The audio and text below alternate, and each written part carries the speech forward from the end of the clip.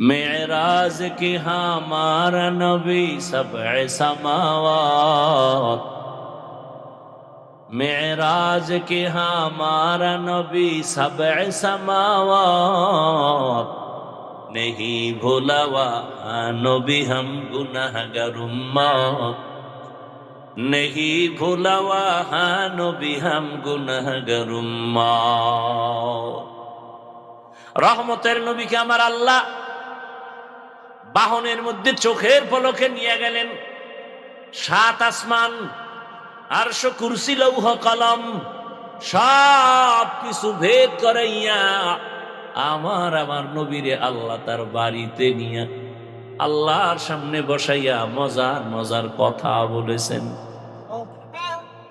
সুবহানাল্লাহ, না মজার মজার কথা বলেছেন। নবীকে আমার হাদিয়াও দিয়েছেন। এই যে 5 বেলার নামাজ আমরা আদায় করি, এটা মেরাজের হাদিয়া। 50 ওয়াক্ত নামাজ আমার মায়ার নবীর উম্মতের হাদিয়া দিছেন আমার আল্লাহ। নবী ভয় পাইছেন আমার দুর্বল উম্মতরা এগুলো আদায় করতে পারবে না। 5 ওয়াক্ত নামাজ কমাইতে কমাইতে কমাইতে কত আছে লাস্টে? নবীর মনটা গেছে বেজার হই, আহা আমার উম্মত সব বেশি পাইব, কমতে কমতে গেল সব। রহমতের নবী বলেন, আমার অন্তরে দুঃখ, আমার উম্মতের সওয়াব কমে গেল। আল্লাহ বলেন, ও পয়গম্বর আপনি উম্মতের জানায়া দেন 5 বেলার নামাজ যদি আদায় করে আমি পুরা 50-এরই সওয়াব দিয়ে দিব।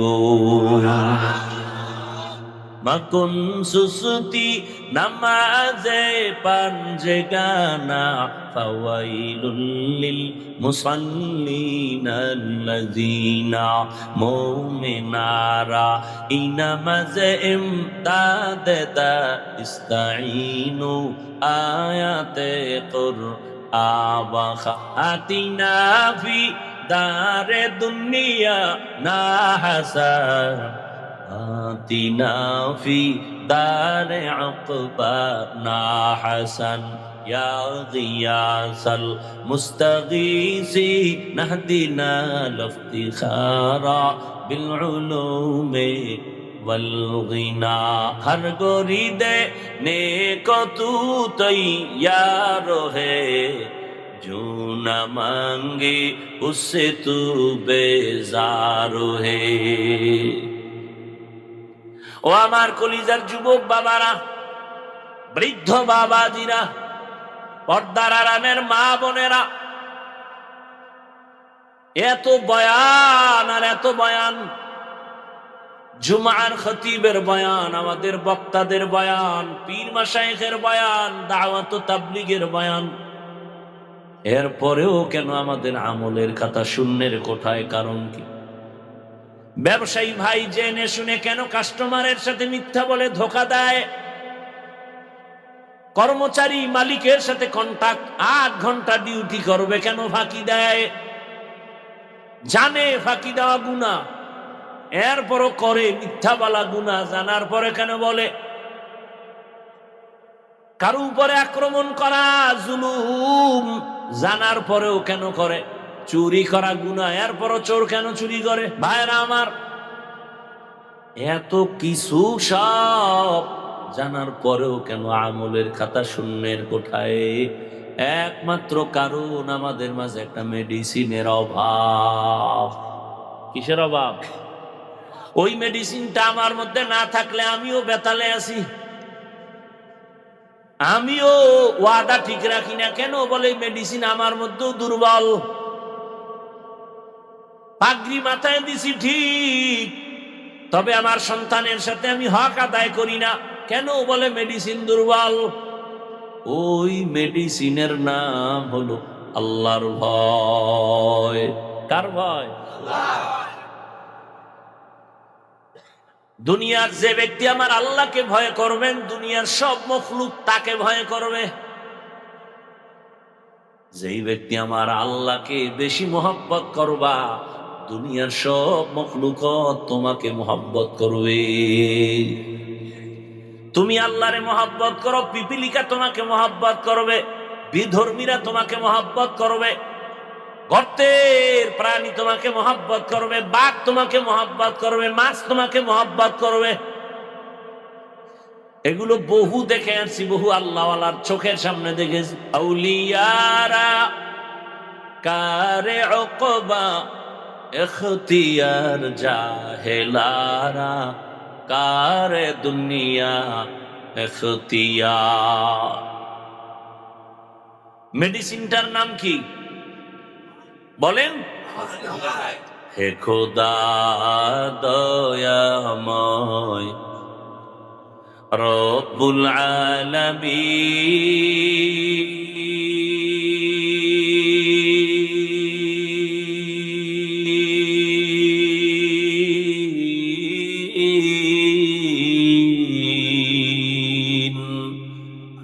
জীবনে মরণে ভয়, কি হবে সেই দিন, হে খোদা হে খোদা দয়াময় রব্বুল আলামিন।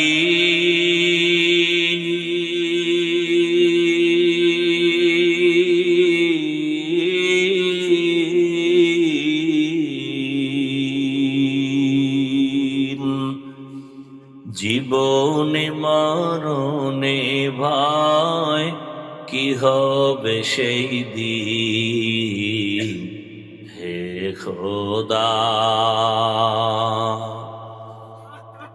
ধরাতে আসিয়াছি বড়ই অসহায়,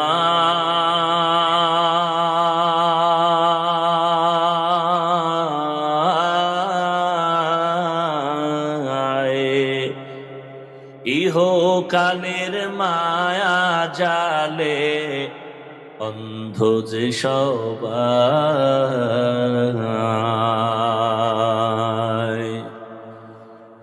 ধরাতে আসিয়াছি বড়ই অসহায়,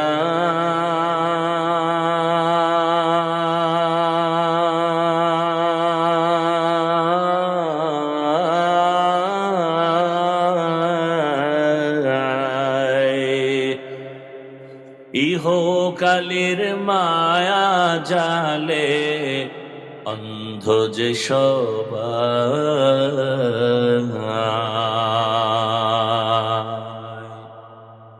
দাও হেদায়াত মুক্তি দাতা, দাও হেদায়াত মুক্তি দাতা, গফুরুর রহিম।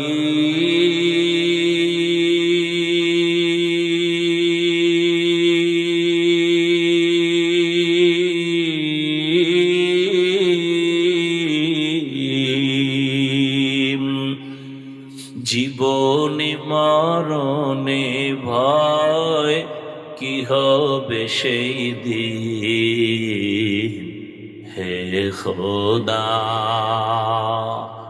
হে খোদা দয়াময় রব্বুল আলামিন।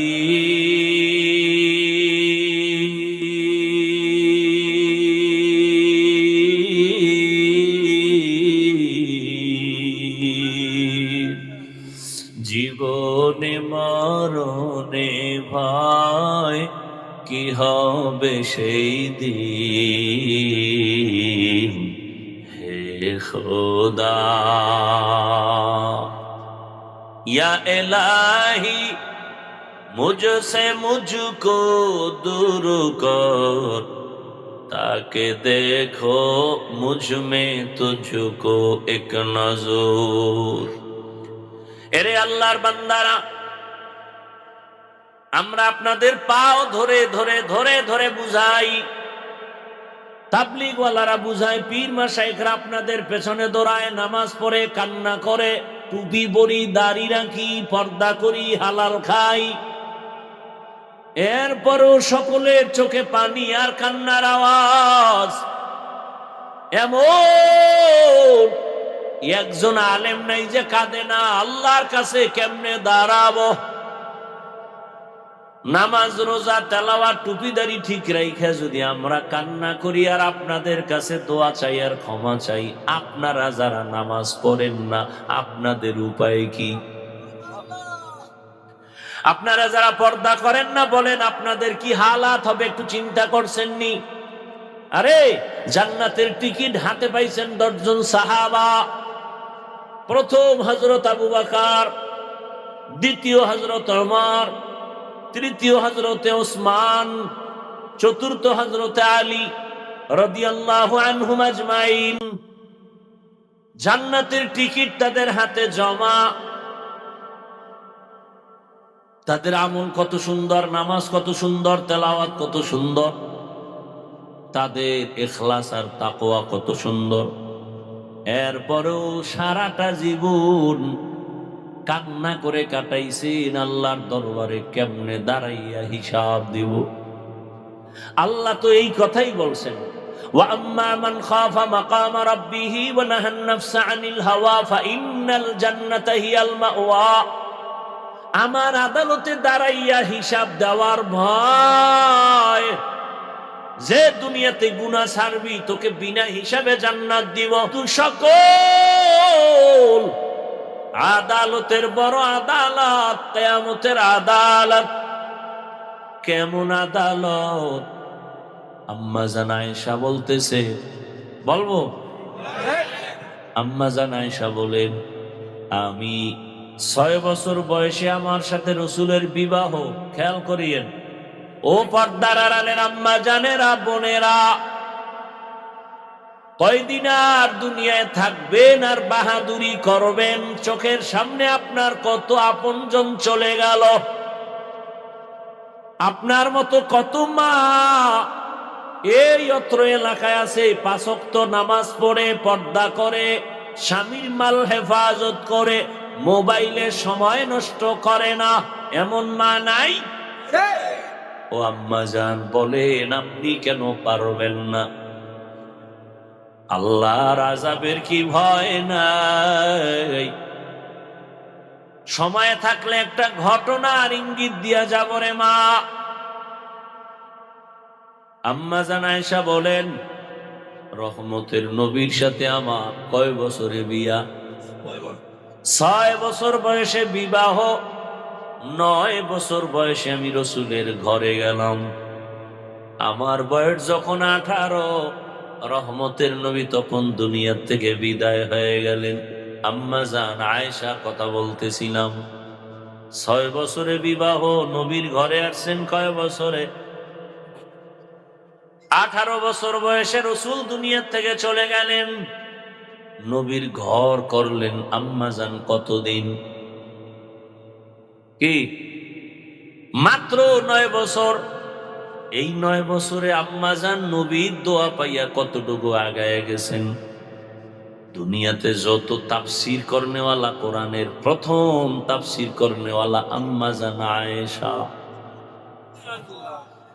আম্মা জান আয়েশা বলেন, আমি 2000-এর উপরে হাদিসের হাফেজা হয়ে গেছি।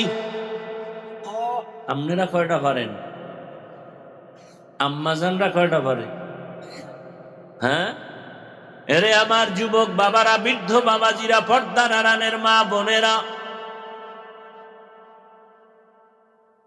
আম্মা জান বলেন, আমি মাঝে মাঝে তাকায় দেখি আমার হুজরায় বসে রহমতের নবী গুন গুন করে কান্না করেন। আমি ভয় পাইতাম, রহমতের নবী কেন আমার রুমে কান্না করেন? না জানি আমার থেকে কোনো বেয়াদবি হয়ে গেল। একদিন আম্মা জান গিয়া নবীর পার্শ্বে গিয়া আস্তে করে বললেন, ইয়া রাসূলুল্লাহ, আপনি আমার রুমে কাঁদেন কেন? প্রায় সময় দেখি কাঁদেন। আম্মা জান বলেন, ইয়া রাসূলুল্লাহ, কোনো বেয়াদবি হয়ে গেল নাকি? কাঁদেন কেন? রহমতের নবী বলেন, ও আয়েশা, দুইটা কথা যখন আমার বেশি মনে পড়ে তখন আমি চোখের পানি ধরে রাখতে পারি না রে আয়েশা।